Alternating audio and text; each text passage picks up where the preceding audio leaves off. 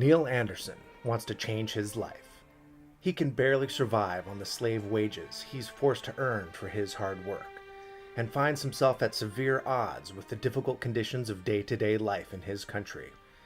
Frustrated by his existence in the developing world, he makes the decision to move to America.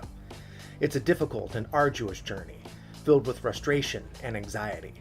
Neil has to make many complicated decisions as he weaves his way through convoluted bureaucratic processes to gain his citizenship. As a welcome to his new country, he even gets harassed by border security who treat him in such a way that he feels unwanted and disenfranchised, and all this before he even takes his first steps into his new country. His initial moments in America are even more difficult than the life he left behind. He is overwhelmed by the contrast of the seemingly decadent lifestyles of those around him, and his struggle to barely survive. After many setbacks, he finally makes the decision to learn English. He knows this will be no easy task. English is an incredibly complex language, but since Neil has a firm grasp of his primary language, he's fortunately accepted into the Morpheus Charter School of Additive Bilingualism. It's not the perfect school, but it's certainly better than what he had in his home country. The teachers struggle to pronounce his name and ask if it's okay for him to be called Neo. Not wanting to explain how this name is actually an insult in his native language, he begrudgingly accepts.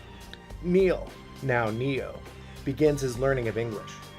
Fortunately, the Morpheus School supports discourse theories which emphasize face-to-face interactions with students as part of their dual immersion language program. His teachers advocate constructivist-oriented classrooms, where students' lives and experiences are valued as part of a highly interactive learning environment. All the above is achieved by connecting the common underlying proficiencies of his native language to English. Neo's education is further advanced through his teachers' use of PSYOP methodology.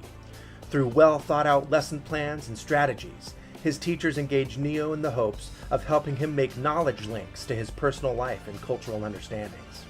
At the same time, they endeavor to communicate comprehensively with Neo, using language and communicative elements that he can understand and relate to. As is common with English language learners, Neo takes longer to develop his cognitive academic language proficiency rather than his basic interpersonal communication skills.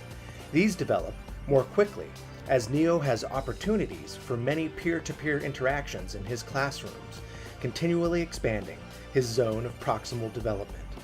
Ultimately, Neo, with the disciplined and yet encouraging support of his community and family, as well as the culturally relevant understandings of his teachers, is able to successfully resist the perpetual inclination towards subtractive bilingualism.